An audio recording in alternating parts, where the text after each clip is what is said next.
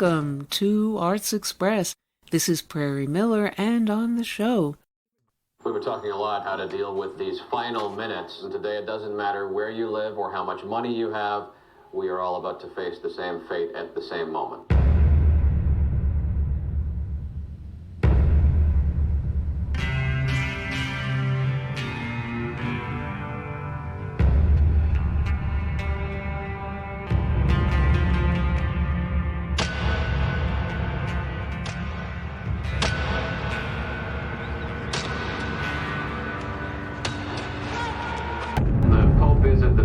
Preparing to deliver a final blessing. At 4:44 a.m. tomorrow morning, there will be no survivors.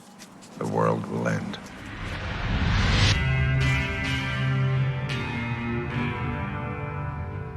You think they're right?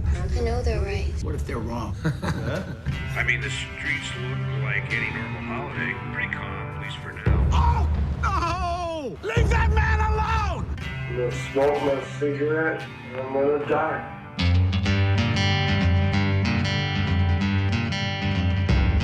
We're all gonna die, guys. We're already dead.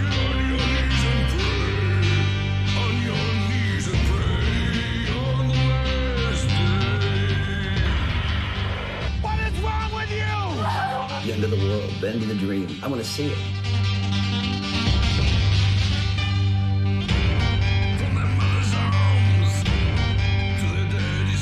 My heart against your heart. Forgive me.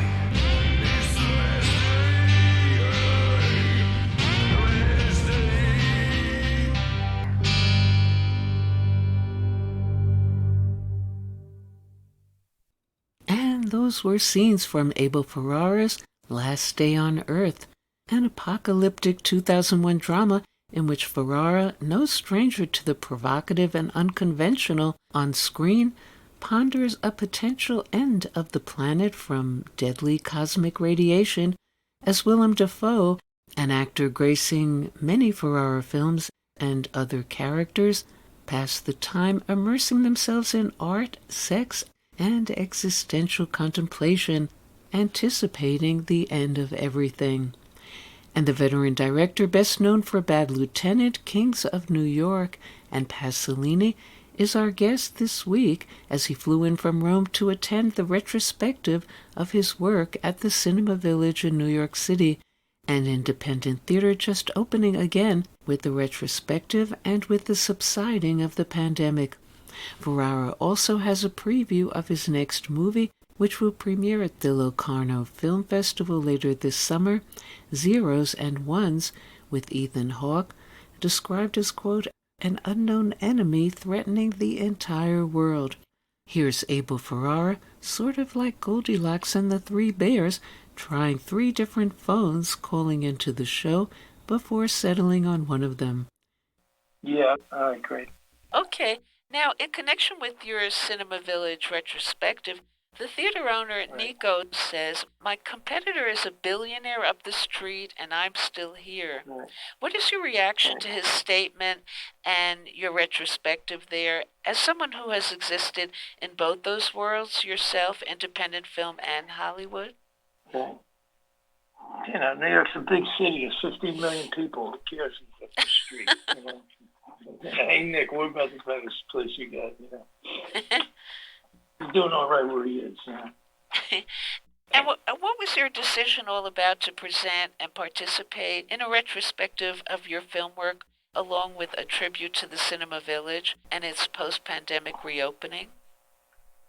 Yeah, I think you just said it. You know, I mean, the theater's opening. I'm back in New York. Our film is opening. Siberia. You know, the key film here is Siberia, which is a film we did and is going to be it was released a week ago, you know, in the United States, right? It's played, you know, we were in Berlin right at the moment the pandemic hit, but it actually played. It was like the last festival we attended. So, you know, Siberia's opening, the movie theater's opening. I'm a good friend of Nick's, you know. We're not just showing my movies, you know, we're showing the movies of the guys that I work with. We're showing movies I used to go to see when I, you know, lived downtown and worked downtown. And, you know, some of the new movies that people haven't gotten a chance to see yet. So I thought it was a good time now that, people coming back into the theaters and just, happy to be alive, happy the theaters are opening, happy we got these movies, it's a celebration of everything. And which one of your other many films did you choose to be part of this retrospective? And what went into those particular choices? Well, Miss 45 and Driller Killer both played there, so that's kind of, nostalgic for us. Or, worked there with them.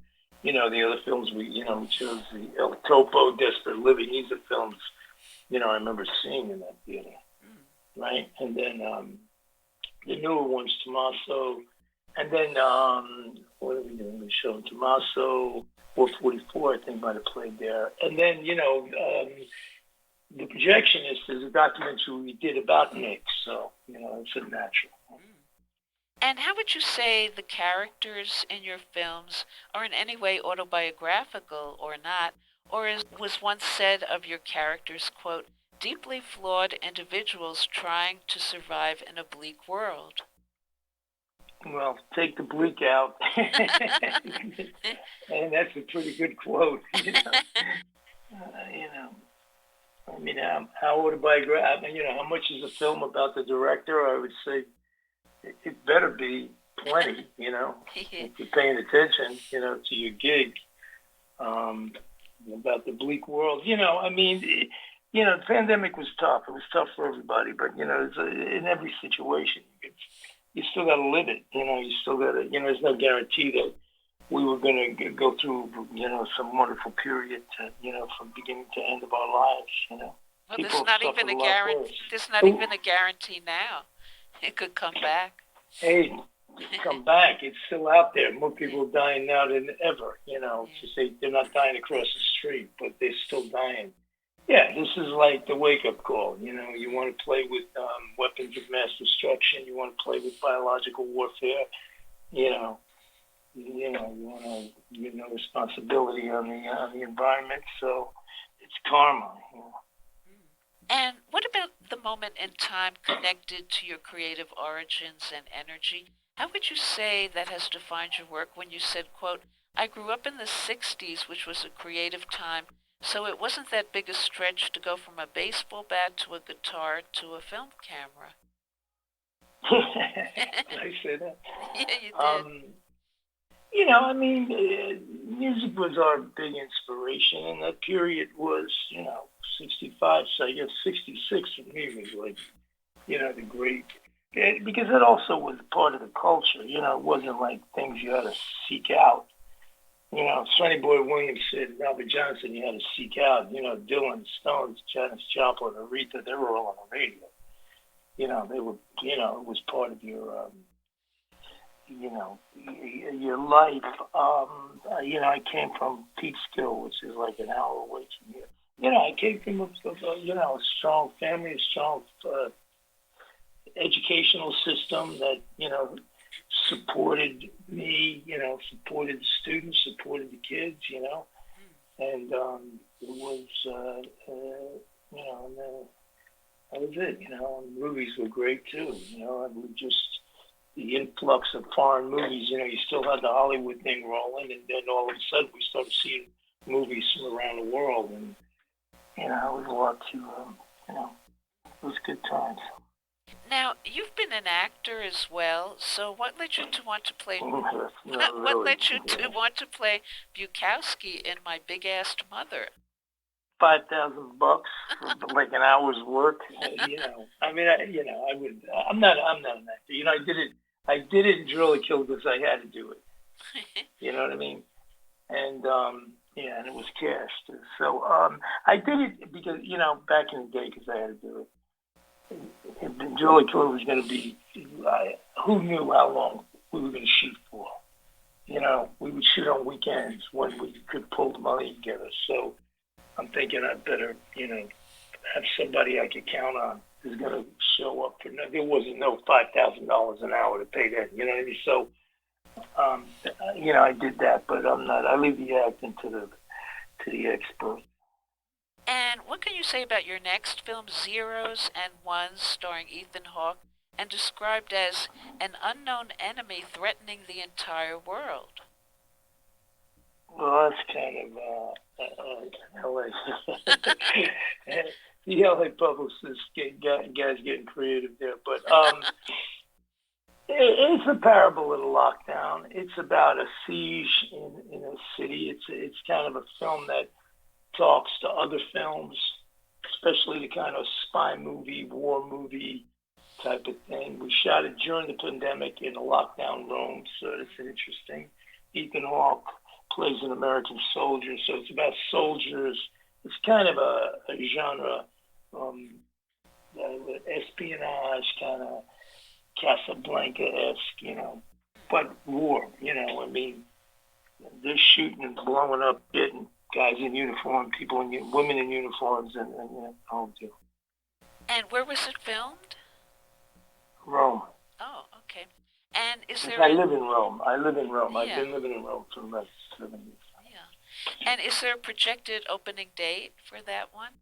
We're going to Locarno, the Locarno Film Festival, August 12th. So, everybody's invited. If you get your ass there, I'll get you in the theater. How's that? Okay. And is anything else you're working on now or contemplating? Yeah, I'm thinking about it. I got a few things I'm thinking about.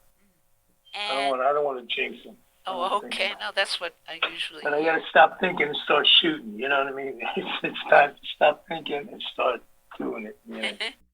And when Abel Ferrara looks in the mirror, what does he see? I'm still in my 60s until next month. That's what I see. I still see an image. I still see a reflection. So that's a good sign. And any last word to share with our listeners about your retrospective? Come on down, man. Here's the deal. It's $5. Nick is letting everybody in. Tuesday night, it's going to be for free, so there's no excuse. Get to see the projectionist. That's for free. We're going to play music. We're going to be playing music in the street. We're going to be playing music in the theater. We're going to, the tickets are $5. $5, you can stay all day, actually. You can watch all the movies for $5. It's just a matter of getting out of this house, getting downtown. I know it's July 4th, but if you can't afford $50,000 a week to go to the Hamptons, come to Nick's Theater on 12th Street, right off of Fifth Avenue, University of Fifth, and bring $5. You ain't got $5, we'll figure a way to get you in. Okay? Okay, well, thank you so much. No excuse, guys. See some good okay? Thank you very much, Prairie. Okay, right? And thank you, Abel Ferrara, for calling into our show. Okay. Okay, Ciao. bye. Come down. All right, bye. Okay, love you. And that was Abel Ferrara talking about, many unconventional things.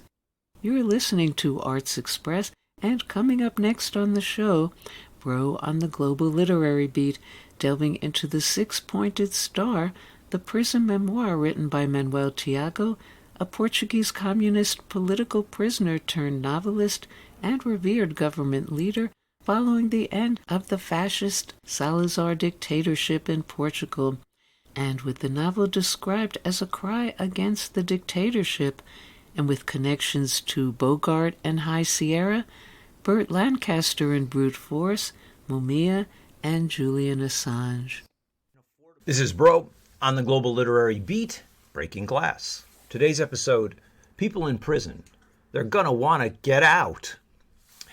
There are many calls today for abolishing the police, or in actuality, establishing a downsized police force and allowing social workers to respond to calls for help, not with a badge and a gun, but with an understanding of the problems that plague troubled and impoverished communities.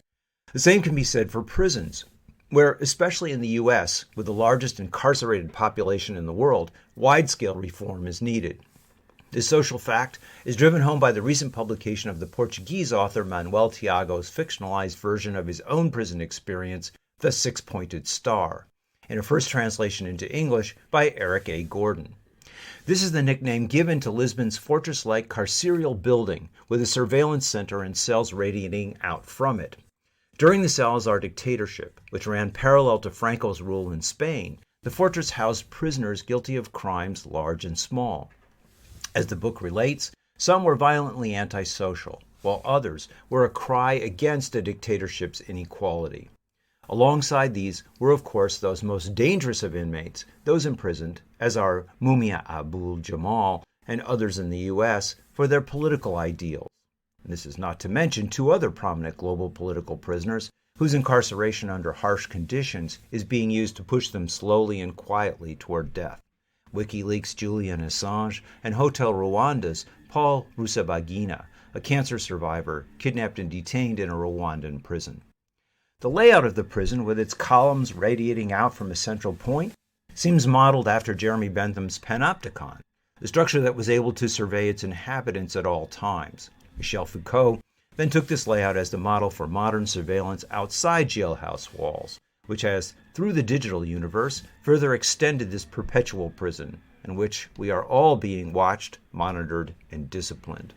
Tiago, the pen name for the political activist Alvaro Gunal, stresses the arbitrary nature of those locked in this system as the dictatorship reached its apogee in the 1950s. The author is struck, in getting to know the inmates, by the fact that the prison is filled with killers who are neither worse nor better than ones who have never killed and never would, adding, in terms of the unfairness of the system, that many who committed crimes could well have spent their whole lives without doing them. This is a breathtaking novel of heartbreaking vignettes, aided by Gordon's translation, which respects the time frame but updates the lingo at moments where this is crucial to an understanding by a contemporary audience. The author suggests a strong contrast in the motives and circumstances of those locked up. Augusto retaliates when a big landowner robbed his family, seduced his sister, and then threw them off their land.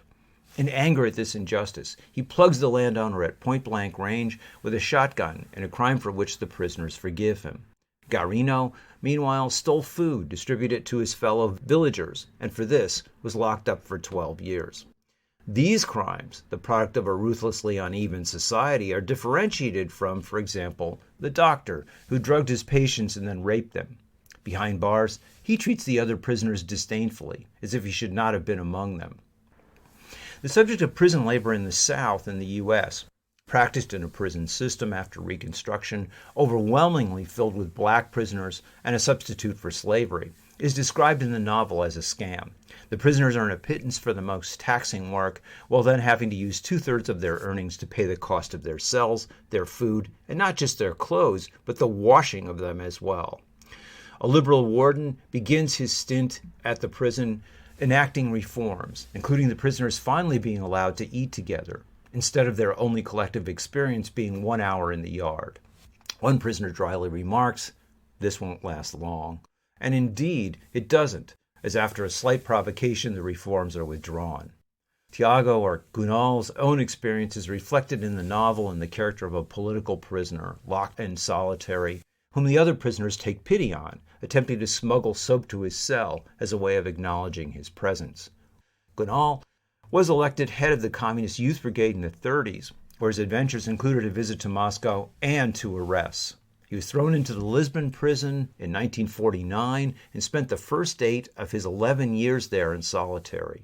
In 1960, after being transferred to a prison with less security, he escaped and rode out the dictatorship, living in Moscow and Paris.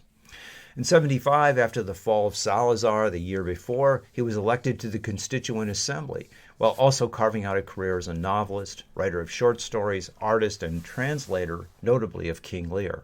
His funeral in 2005 was attended by 500,000 Portuguese. Perhaps Gunal's most famous novel was A Casa de Eulalia, Eulalia's House, on a Spanish Civil War theme, and his works were turned into Portuguese films and television series. The Six-Pointed Star is also a highly cinematic work, recalling the Hollywood crime films of the 1940s. The story of a bandit in the hills, which the prisoners follow and who is eventually gunned down by the police, is eerily similar to Bogart's doomed escape Khan, who falls in love with a blind woman in High Sierra. The novel's description of one prisoner's body exiting the prison wrapped in a topcoat of planks recalls a moment in I Was a Fugitive from a Chain Gang, where one of the inmates, upon his release, rides out from the prison gang institution on top of a coffin of a dead inmate. The doctor, who assists the prisoners as best he can but is replaced by an incompetent one, whose mantra, no matter the illness, is the do nothing, this will pass, recalls both the kindly doctor and the hardened replacement regime in the greatest of all prison films, Brute Force. There are prisoners who hang themselves after having all of their delusions broken, a stirring moment in the film, which Kunal describes in the novel. Others wither away. Such is the fate of number 402, who made it over the walls, but then collapsed in an injury that precipitated his slow decline. 402 describes the injustice of a system that has, like our own, foregone rehabilitation and is simply about a punitive exploitation. I'm here for the rest of my life just on account of 1 second in my life. The desperation of these wasted lives, who nevertheless make of this inhuman situation a kind of lively humanity, perhaps is best summed up by the last line of Brute Force. The kindly doctor, in a post-mortem for prisoners mowed down in an escape attempt, says there is one thing that unites all of those in this situation. Whoever they are, they're gonna want to get out. This is Bro on the Global Literary Beat, Breaking Glass. And stay tuned for Dennis Bro reporting on location soon from the Cannes Film Festival. And next up on the show, there were these helicopters flying over the ridge, spraying something, and they didn't even see the kids. That night, they were all really sick. We called the Forest Service, and they said, oh no, it's perfectly safe. It was a mixture of 2,4-D and 2,4,5-T, Agent Orange. And it's still going on. This stuff is nasty stuff. My throat is burning. Tumors, miscarriages, birth defects. It was banned in Vietnam, and nobody realized that the same chemicals were being used here. It was the most destructive instance of chemical warfare in modern history. Je suis née pendant la guerre, je vis dans la guerre, et maintenant aussi on est en guerre. The powers that be went to great lengths to deny any effect from Agent Orange. They knew that it contained a poison, and they knew the effects could be devastating. They sprayed people! Yeah.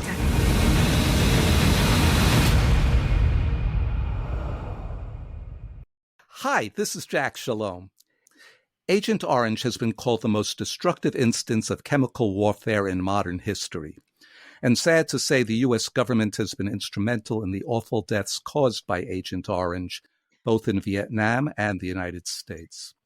A powerful new documentary, The People vs. Agent Orange, depicts the horrific story, but also the courageous action by two extraordinary women, Tran Tô Nha and Carol Van Strum, who fought and sacrificed so much to bring the guilty parties responsible to account. I'm very happy today to be speaking with the directors and producers of the film, Alan Adelson and Kate Taverna. And I'm also very honored to say we have one of those extraordinary women of the film today with us, Carol Van Strum. Hi there. Hi there. Hi, Jack. Hi. Alan, let's start with you.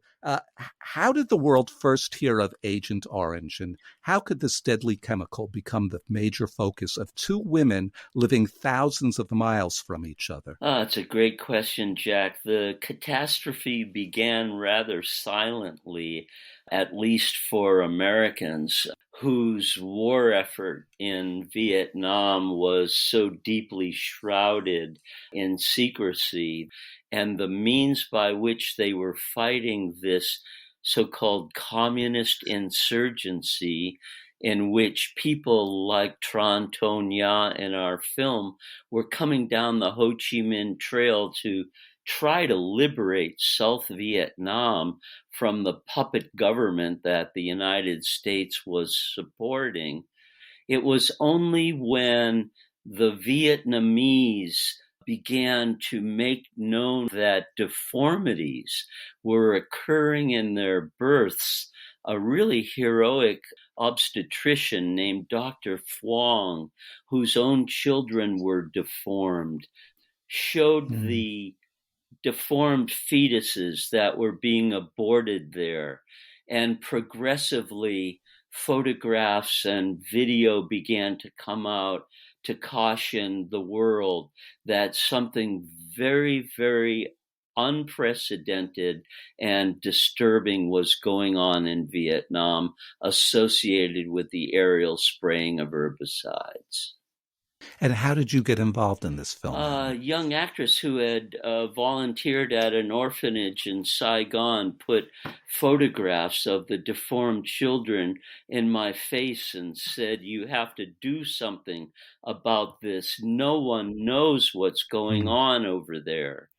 And the investigative journalist in me began to think, if these kids were the result of conscious decisions made at the corporate level, and if the chemical companies knowingly put out the poison for profit only, with no regard to human welfare, then making a film about Agent Orange, even this late, half a century later, would be a cautionary tale that could help humanity. Well, I'm so glad those pictures were brought to your attention, and I can hear from your voice how impactful they were. And this film, I think, is sort of like having those pictures put in front of us, a wider audience, and, is so impactful. It's hard for us to turn our heads. Carol, I'd like to bring you in here. Your side of the story takes place with you living in Oregon. And why, Carol, did they use Agent Orange near where you lived? They experimented with the same chemicals here, in the late 40s, 50s, somewhere in there, but that never became an issue until the same chemicals were banned in Vietnam. The military could no longer use them, and that was thanks largely to some magnificent articles by Thomas Whiteside in the New Yorker. They built whole new factories to make this stuff for the military, and what are they going to do with it? They immediately turned to promoting it for use in forestry, supposedly to kill trees that were not commercial, and also on rights of way, like along roads and railways, and in rice fields and rangelands in the United States. So it was promoted incredibly heavily, and that's how the war came home to us. Well, for us city dwellers, what is clear cutting, and what does it involve exactly? It's basically strip mining. They kill everything. The idea is, warped as it is, the idea is they take everything away and spray the hell out of it, and then they grow only their commercially valuable Douglas fir. And they use herbicides very heavily to create that. And what happens to the herbicides when they do the clear cutting and they spread it all over and they spray them from helicopters, right? It goes everywhere. And of course, everything ends up in the water. And the water goes downhill, and so do the herbicides, and they end up in the water. They end up in the silt. They end up in the fish. When they finally looked, they were finding the dioxin contaminant of the Agent Orange in the deer, in the elk, in the people's drinking water supplies. It was everywhere. And how did you become aware of the Agent Orange? What were the effects? Well, we had more immediate effects, which initially my children got sprayed. We had 4 children, and they were down by the river, which runs through our place, and the road runs alongside the river. And a tank truck came along with 2 guys on it with high-pressure hoses spraying, and it was going right into the river. And, of course, it went all over my kids and the dog. And by that night, they were so sick, we kind of panicked. And we called said, what was in that tank? It made everybody sick. And they said, oh, it's totally harmless. It's just a mixture of 2,4-D and 2,4,5-T. It only kills plants. It couldn't have hurt the kids. And much as we wanted to believe them, when we went down to the river the next day, we found dead ducklings floating along the edge. We found dead fish, dead crawdads. We found a dead hermit thrush sitting on her nest. It was it was so appalling to realize that something awful had come into our lives that we didn't ask for. But you fought back. Because it was just a few weeks later, the Forest Service helicopters showed up spraying the entire ridge which surrounds our place. And of course, that drifted down. It killed our garden. And the dog died with big oozing sores on him. And oh my gosh. That was when, shortly after that, all the ducklings that hatched on our place, they had no wings or little stumpy wings. They had feet on backwards, crossed beaks. Oh my gosh. It was very scary because you don't know how far this went, you know. And it was shortly after that that an article appeared in the local paper by an OSU, Oregon State University professor named Michael Newton. He's in the film, by the way. This was the wonderful new tool of forestry and just promoting the use of this stuff in the forests, and it was going to improve our timber production, and it was this glowing, wonderful article, and I kind of saw red, and we wrote a response to it, and we got all of a sudden, and people were calling and coming by and saying the same thing happened to us. We didn't know what was going on. We didn't know what they were spraying. And that was how CATS was formed. That was Citizens Against Toxic Sprays. We were so naive. We told the Forest Service, we thought if we just tell them what's going on, they'll stop doing it, right? Well, of course, they didn't believe us. They didn't believe any of it. They said, oh, no, it's all safe. It's approved by EPA. And they wouldn't budge an inch. And we ended up finding an amazing lawyer named Bruce Anderson from Eugene, who took the case knowing that he would never, ever get paid for the amount of work he put into it, much as we tried. The companies didn't take it lying down, though. They intimidated a lot of people, too, didn't they? And the propaganda was incredible, saying that, you know, well, these are just a bunch of hippies out in the woods, and all their health effects are caused by smoking too much marijuana, and they're just trying to protect their illegal crops of marijuana from spraying. So it was, there was a lot of propaganda. We were followed. Our phones were tapped. It was nuts. There's one scene in the film where people in Oregon begin to take more militant actions in self-defense, didn't they? There's a scene where they're shooting at the helicopter sprayers. And burned a helicopter. Well, right. You've got to realize, though, we had gone to every legal means possible to stop them. And the only person that listened to us in all that time was a county commissioner named Jack Postal. And he actually put on goggles and went swimming in the river and looked at what was dead on the bottom and said, this is bad. Yeah, they burned a spray helicopter that was parked in the woods here, and I can't say I blame them. Yeah, no. In your own way, you were fighting a little guerrilla war. And I guess that connects us with the Vietnam side of the story. So cut to Vietnam, and Kate and Alan, how did you decide about the structure of that film? Because it's so brilliantly done, the way that you consciously decided to cut back and forth between the Vietnam side story and the American side story, between these two extraordinary women, one of which we have here today. Did you always know it was going to be the intertwining of the two stories of Trantonia and Carol? The film, I was editing the film, and the editing process went on for some time because it took a long time to raise funds for the film, so I cut a lot of samplers. So we found Madame Tron first, who was setting up her lawsuit, and then we found Admiral Zumwalt, who also used the chemical as head of the Navy in Vietnam, and lost his son after the war as a result of being sprayed by it. And then we found Carol, and eventually we found after many pitch sessions, we realized we needed to bring this to the present, and we found Darrell Ivey, the man who is on the crew, who you see as a sort of interstitial, the very first scene in the film, and he's a sort of interstitial throughout the film. Take us back for a moment to Trantonia.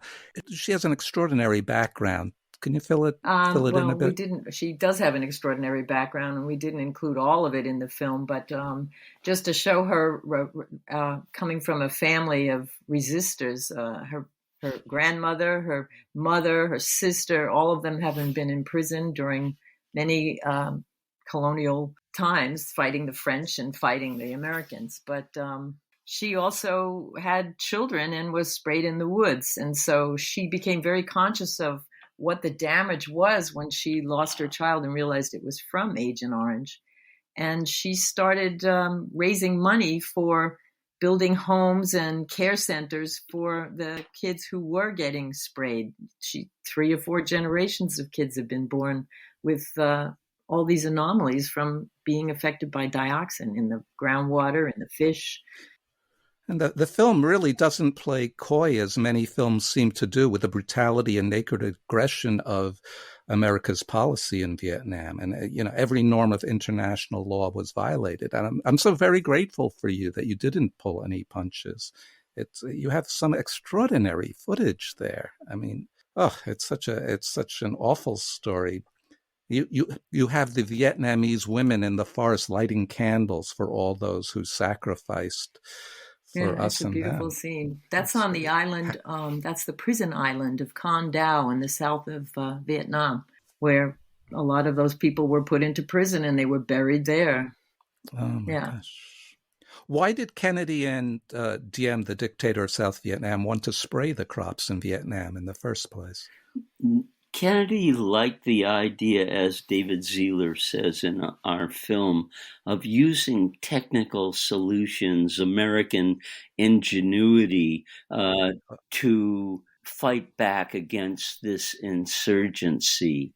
As David Zieler says, not just big, scary bombs, but now a chemical defoliant that could expose the enemy that they couldn't find otherwise and help them kill the enemy. Not surprisingly, it backfired by destroying the treetops, the jungle canopy. They enabled light to reach the forest floor. And sure enough, huge grasses, what they now call American grass in Vietnam, grew up, and bamboo. And that gave far better cover to the Viet Cong than the high treetops did. Nevertheless, they persisted with the spraying for 10 years. It was also another goal was to kill their crops so they could starve them. So that was used to destroy what was their food supply. And the government knew that there would be risk to humans if production was ramped up. The chemical companies surely did not want the government or military to be wise to the dioxin component that was already wreaking havoc in reproduction in Vietnam and would soon begin to wreak havoc in the offspring of the American military as well. Dow actually called a unique meeting of toxicologists. These are representatives from all of their competitors. And at that meeting, they cautioned one another to be very careful. As we quote in the film, it could be very embarrassing, they say, if this comes out. If you reference Carol's book, A Bitter Fog is the title. That book has been really a clarion call to activism, environmental activism, and so that we can, as Carol says in the film, protect ourselves from being poisoned. She says we have the right to protect ourselves from being poisoned, but in fact that right is being interceded upon now by the courts, which preempt locally adopted laws, communities trying to protect themselves, but having the corporate influence come to bear at the state level, and those state laws preempt the local or community laws. Only last week, a court in Lincoln County, Oregon, where Carol lives, overturned a community ban on the aerial spraying of herbicides. That's the bad news, but I could offer up one small encouraging factor as well. The legislature in the state of Maine adopted a statewide ban against the aerial spraying of herbicides. I surely hope that is not overturned as well, but that would be the first state in the nation to ban the aerial spraying of herbicides, which every state should do. I want to go back just a bit to the non-responsiveness of the courts. I'd like you to talk about how the two stories of the two women converge in the courtrooms and how that comes about. It certainly is a crossover. For sure, Tran Ton Nha built a case against what were originally 26 American chemical companies, all of them manufacturers of Agent Orange, and she fought that case for 7 years. Carol has been involved in many, many cases. Carol, you could say the incredible archive that she built, which came to be dubbed as the Poison Papers, and then on a website run by Columbia University called Toxic Docs. She collected so much documentation that the weight of it broke through the floor of her barn. You can see that over and over again, these legal judicial initiatives have been undertaken with great courage and great conviction, only to have the courts actually refuse to address the issues of corporate malfeasance, which are posed by the cases, and instead to worm out of ruling on those horrendous actions by ducking it behind various technicalities. The court in France, only a couple of months ago, after 7 years of deliberation, announced that it was not qualified to rule on such a case and that it could not comment on acts of war by other nations. And that French case was brought in and initiated and shepherded by Tran Ton Nha, and using a lot of the documentation that Carol had put together. I want to ask you, Alan and Kate, this is a tough question to ask, but I feel I need to ask this. You don't shy away at all from showing the physical effects of the Agent Orange, the deformed Vietnamese children. Did you ever discuss amongst yourselves as filmmakers how much an audience can face? Yes, that was the subject that we had with our executive producers all along. Even when we were pitching the film to in pitch markets, how much could we show? And I didn't really want to make a kind of porn out of those pictures. I wanted to be respectful. And we were all very judicious about it, even the sound mixer, the composer, everybody working on the scene all along. We wanted to be able to show these kids as the fourth generation of kids being born, but also to be, respectful that, they didn't have words to say on camera. They're helpless.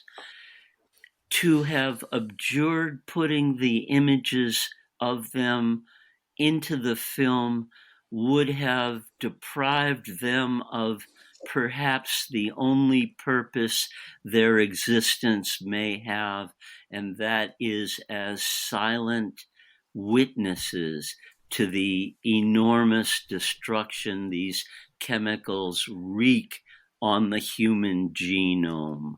The French prime mover of Madame Tron's case says it was an attack on the human genome. And as upsetting as the fleeting moments we include in the film of showing them are, it enables an audience to know indelibly what evil has been wrought and what dangers must be prevented in the future. Well, I think you were very respectful, and I also think you made the absolute right choice about it. It has to be faced. I mean, you want to turn your head, but we've been turning our heads for so long. How do we deal with the awful fact that our own government is guilty of such terrible war crimes? That's a really hard one, because where do we go? Yeah. Is there a better government anywhere else? As far as I'm concerned, the whole problem comes down to money. And when you have a government, when you have people making the laws who are either enthralled to the companies, the corporations that make money from their policies, and when you have those companies actually writing the laws, we've got a real problem. And I think that's what has to be addressed. It isn't just feeling guilty for what's been done in the past. We have to make sure it doesn't happen again and again and again. It goes to that fundamental evil in our political and economic structure here in the United States, and perhaps in virtually all capitalist countries, which has to do with the influence of money. And in the United States, the influence of corporate lobbying and the support that the corporations give to legislators who will vote the way they want has to be fought and fettered. Carol has a great line in the film about corporations having human rights. Carol? That was a direct quote from Jerry Spence. He says, giving human rights to corporations is like giving an ant and a bulldozer equal rights to run over each other. What they're doing is murder. It's premeditated murder. They know.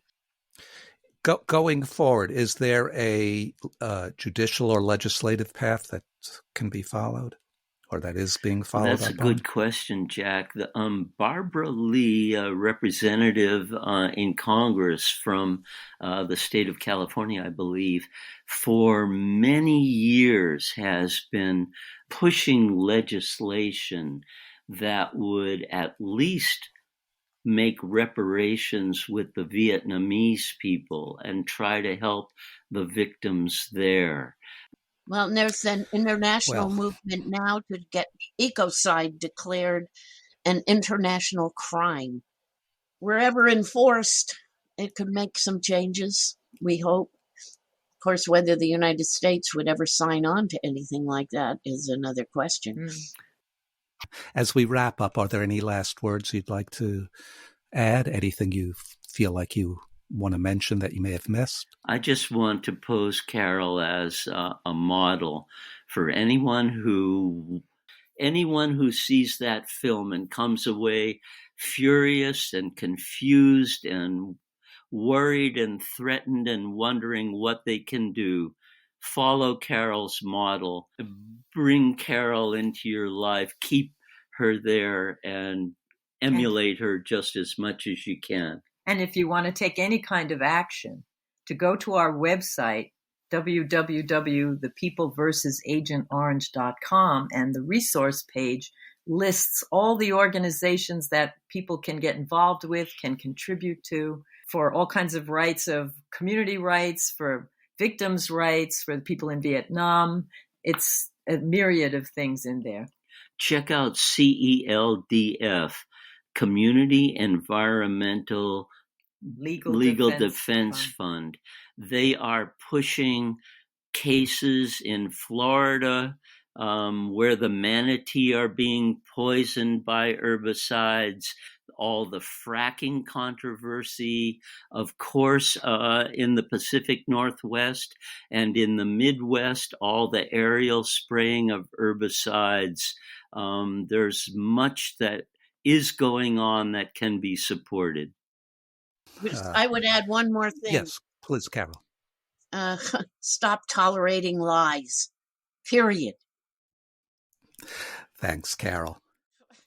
Well, thank you, Alan and Kate, for making this uncompromising film. The film premiered June 28th on PBS Independent Lens and is available through July 11th on the PBS streaming app. The film is The People vs. Agent Orange, directed and produced by Alan Adelson and Kate DeVerna, featuring the activism of our guests Carol Van Strum and Trantonia. Your courage is breathtaking. I can't tell you enough how grateful I am to you for making the film. This is Jack Shalom for Arts Express with host Prairie Miller. Thank you, Jack. And that's all we have time for today on Arts Express, expression in the arts.